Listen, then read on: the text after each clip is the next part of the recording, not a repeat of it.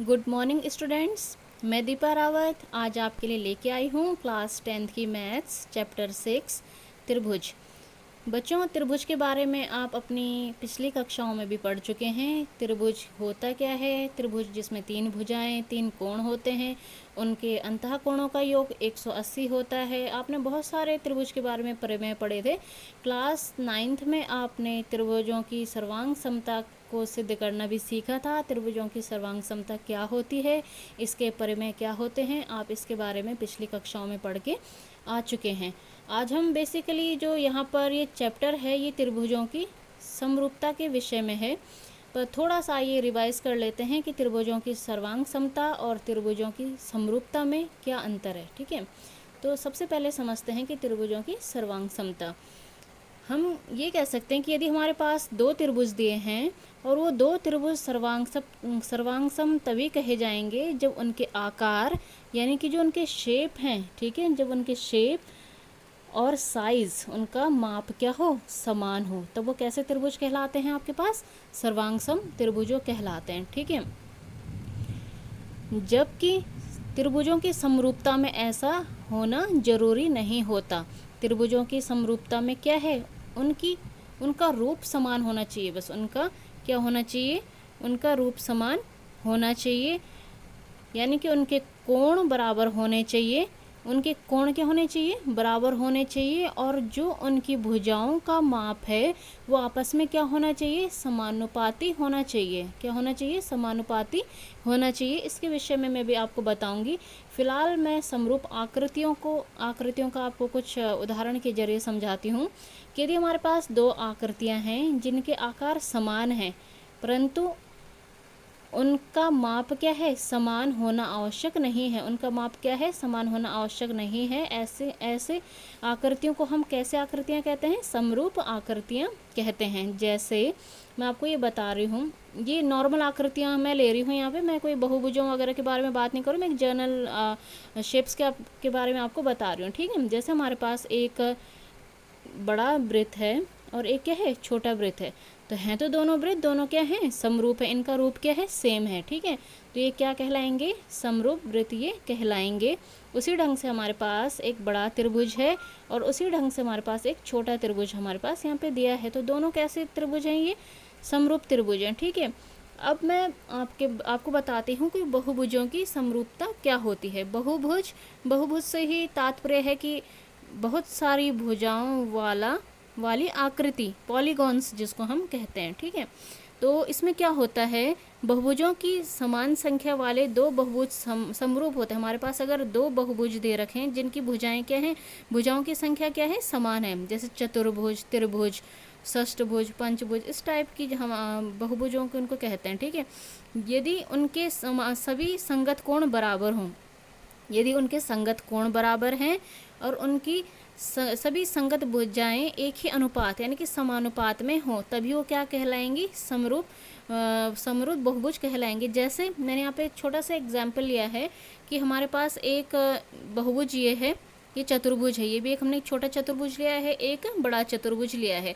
अब हमें बताना है कि ये भाई दोनों के दोनों ये समरूप हैं या नहीं है। तो सबसे पहले हम इनमें जो क्राइटेरिया है वो है उनके कोणों का। हम इसमें सबसे पहले हमने पॉइंट बताया कि उनके सभी संगत कोण क्या होंगे, बराबर होंगे। तो सबसे पहले हम उनके कोणों को देख लेते हैं कि भाई कोण इनके बराबर हैं या नहीं है।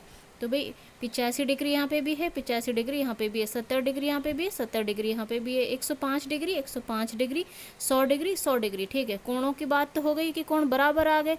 अब आती है अगली बारी इनकी भुजाओं की। ठीक है, पहले वाले चतुर्भुज में जो भुजा है वो क्या है, 2.1 सेंटीमीटर,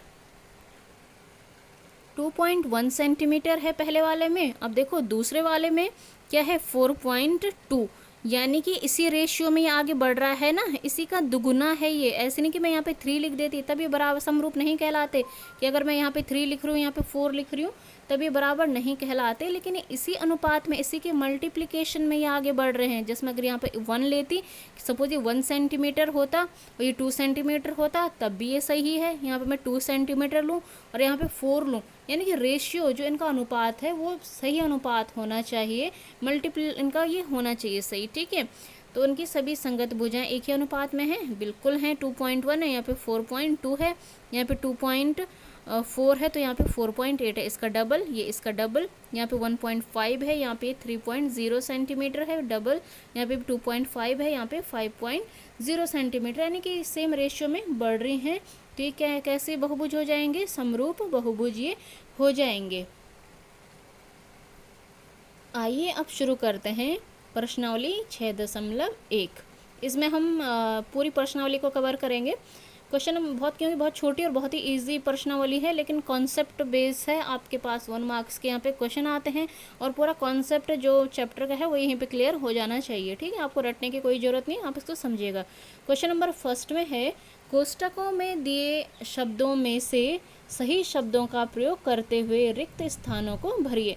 कोष्टक में आपको शब्द दिए हैं और आगे आपको फिल इन द ब्लैंक्स वाले क्वेश्चंस दिए हैं। आपको सही वर्ड का सही शब्द इसमें छांटना है और उसको लिखना है।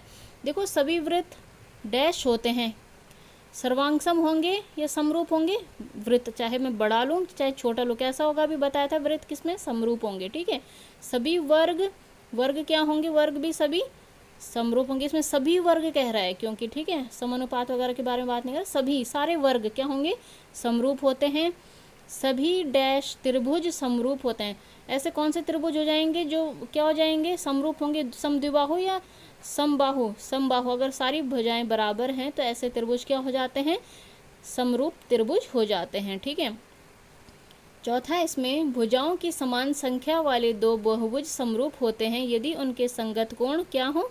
बराबर हो और उनकी संगत भुजाएं क्या हो? समानुपाती हो। अभी बताई थी ये बहुभुजों की वो थी जो कंडीशंस थी समरूप होने की, यही थी कि उनके क्या होंगे? कोण बराबर होंगे और संगत भुजाएं क्या होंगी? समानुपाती होंगी। फिर इसके बाद आता है आपके पास क्वेश्चन नंबर 2। क्वेश्चन नंबर 2 में बहुत कॉमन सेंस बेस्ड क्वेश्चन है। जो आंसर मैंने लिखा है, कोई ज़रूरी नहीं है कि आपको यही आंसर लिखना है, आप अपनी मर्जी से कोई भी आकृति का चयन करके आंसर दे सकते हैं, ठीक है। क्वेश्चन नंबर 2 में है आपका, निम्नलिखित युग्मों के दो भिन्न भिन्न उदाहरण दीजिए। आपको क्वेश्चन पूछा है और इनमें आपको उदाहरण देने हैं, दो अलग अलग उदाहरण देने हैं, ठीक। जैसे पहला इसमें समरूप आकृतियाँ की, जो आकृतियाँ क्या हों? समरूप आकृतियाँ हों। समरूप आकृतियों के दो उदाहरण दो भाई। इसमें मैंने ले लिया 2 समबाहु त्रिभुज ले लिए मैंने। एक को मैंने 2 सेंटीमीटर की भुजा दे दी, एक को क्या दे दी? 4 सेंटीमीटर की भुजा बता दी। जैसे ये समबाहु त्रिभुज है, ये भी समबाहु त्रिभुज है। समबाहु त्रिभुज में होता क्या है कि कोण इनके क्या होते हैं? बराबर होते हैं। 60 डिग्री 60 डिग्री 60 डिग्री, इसमें भी 60 कोण बराबर आ गए। इनके संगत कोण तो बराबर हो गए, लेकिन अब इनकी संगत भुजाओं का अनुपात क्या होना चाहिए? समानुपाती होना चाहिए। अगर मैंने यहाँ पे 2 सेंटीमीटर लिया है तो अगर मेरे को इसी रेशियो में आगे बढ़ जाऊँगा, इनकी 2 की ही टेबल में 2 2 या 4 भी मैं ले सकती थी। यहाँ पे मैंने 4 सेंटीमीटर का लिया है। अगर मेरे को अगला बनाना होगा तो मैं उसको किस अनुपात में बनाऊंगी? 6 के अनुपात में बनाऊंगी, यानी कि 2 3 या 6 वाला बनाऊंगी, ठीक है। 6 सेंटीमीटर वाला मैं यहाँ पे त्रिभुज बनाने वाली हूँ, ठीक। अगली आकृति, दो आकृति के आपको जोड़े देने ना, एक तो मैंने त्रिभुजों का दे दिया, एक मैंने वर्ग का दे दिया। अगर मैं 1 सेंटीमीटर वाला वर्ग ले रही हूँ और अगला मैं 2 सेंटीमीटर वाला वर्ग ले रही हूँ। 1 सेंटीमीटर वाला वर्ग मैंने बनाया, इसमें सारे कोण क्या होंगे? 90 90 90 डिग्री के। दूसरा 2 सेंटीमीटर वाला मैंने वर्ग बनाया, इसमें भी क्या होंगे? सारे कोण 90 डिग्री के होने वाले हैं। अब देखो, कोण तो हो गए इनमें बराबर। अब हमें भुजाएं देखने की समानुपाती लेनी है हमें। तो यहाँ पे अगर मैंने 1 सेंटीमीटर का चला है, अगला मेरी मर्जी मैं 2 सेंटीमीटर का लूँ या 3 सेंटीमीटर का लूँ, लेकिन आपको ध्यान रखना है कि इनमें जो होगा अनुपात क्या होने वाला है? वो बराबर होगा। रेशियो आपको बिगाड़ना नहीं है, रेशियो आपको सेम लेके चलना है। अगला पार्ट है इसका, सेकेंड पार्ट है, ऐसी आकृतियाँ जो समरूप नहीं हैं। ऐसी आकृतियाँ जो समरूप नहीं है, कोई भी ऐसी आकृति के जोड़े उठा लो आप जो समरूप नहीं है, मीन्स एक जैसी नहीं है, इनमें समानता नहीं है, जिनमें समरूपता नहीं है। जैसे एक त्रिभुज ले लिया, एक वर्ग ले लिया, दोनों बिल्कुल भिन्न भिन्न चीज़ें हैं ना, ठीक है। तो आपने एक पेयर बना लिया। अगला आप आयत ले लें, एक आयत या समलंब ले लें, कुछ भी आप ले सकते हैं। यहाँ पे कोई भी आकृति आप ले सकते हैं यहाँ पे, ठीक है। आप रोम्बस ले लीजिए, आप रेक्टेंगल तो मैंने ले लिया है। थोड़ा बनाने में ऐसा ये स्क्वायर लग रहा है, लेकिन ये थोड़ा रेक्टेंगल है। आप थोड़ा इस भुजा को लंबी जाने दीजिएगा, ऐसा कोई फ़र्क नहीं पड़ने वाला, ठीक है। थोड़ा आप इसको बड़ा करिएगा। एक आयत ले लिया, एक समलंब ले लिया, ठीक। अगला क्वेश्चन आपके पास क्वेश्चन नंबर 3। क्वेश्चन नंबर 3 में आपका इस टाइप का क्वेश्चन आपके पास बच्चों 1 मार्क्स में भी आ सकता है कि बताइए कि निम्नलिखित चतुर्भुज समरूप हैं या नहीं हैं। आपके पास 2 चतुर्भुज दे रखे हैं, आपको ये बताना है कि ये क्या है, समरूप हैं या नहीं है। ठीक है, ये समरूप हैं या नहीं है। आप इसमें देखेगा आपको दे रखा है PQRS एक चतुर्भुज दे रखा है, ABCD भी एक चतुर्भुज दे रखा है। आपके पास इसमें देखो, इसमें तो क्लियर बता रखा है कि एक कोण कितने हैं, कोण कितने डिग्री के हैं, ये 90 डिग्री के हैं जो ABCD में कोण है। लेकिन इसके बारे में इसमें PQRS में कोणों के बारे में कोई हिंट नहीं दी है, ना ही कुछ बताया गया है।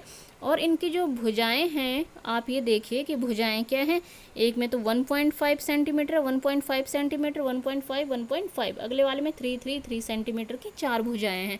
तो देखो, सबसे पहले जो हम काम करते हैं वो हम क्या देखते हैं, सबसे पहले हम कोण देखते हैं, है ना। हमने क्या बोला कि बहुभुजों में हम सबसे पहले कोण देखेंगे। तो इसमें 90 डिग्री है, इसमें कोण नहीं दिया है 90 डिग्री का, है ना, तो यानी कि कोण समान नहीं है। अगली चीज़, भुजाओं का अनुपात देखिए, भुजाओं का अनुपात देखिए, इसमें 1.5 है और इसमें 3 है, यानी कि 1.5 इसका अगर मैं 2 से मल्टीप्लाई करूं तब मेरे पास क्या आएगा, 3 आएगा। यानी कि इसका अनुपात बिल्कुल सही चल रहा है, मल्टीप्लिकेशन में ये चल रहा है, समानुपाती है ना। तो जब ये समानुपाती है यानी कि इसकी भुजाओं का अनुपात तो समानुपाती है, लेकिन इसके कोण क्या हैं, बराबर नहीं है। तो इसमें 2 कंडीशन सेटिस्फाई होनी चाहिए थी ना, यानी कि कोण भी बराबर होने चाहिए थे और भुजाएं भी क्या होनी चाहिए थी, समानुपाती होनी चाहिए थी। लेकिन हमारी एक ही कंडीशन फुलफिल हो रही है, तो इसलिए हम कह सकते हैं कि PQRS और ABCD समरूप नहीं है। ठीक है, क्योंकि उनकी भुजाओं का अनुपात तो ठीक है 1:2, 1:2 है, लेकिन उनके कोण क्या हैं, समान नहीं है ना। भुजाओं का अनुपात 1:2 कैसे बोला, आपको ये बात समझनी होगी। भुजा क्या है, इसमें 1.5 पहले वाले आकृति की भुजा है, जबकि दूसरी वाली आकृति की क्या है, 3.0 है, 3 है ना। तो जब इसको हम कैंसिल करेंगे तो ये 1, 15 1 जा 15, 15 2 जा 30, और ये पॉइंट तो डेसिमल का प्लेस हट चुका है, यानी कि 1:2, 1:2, इसलिए मैंने यहाँ पे 1:2 लिखा है।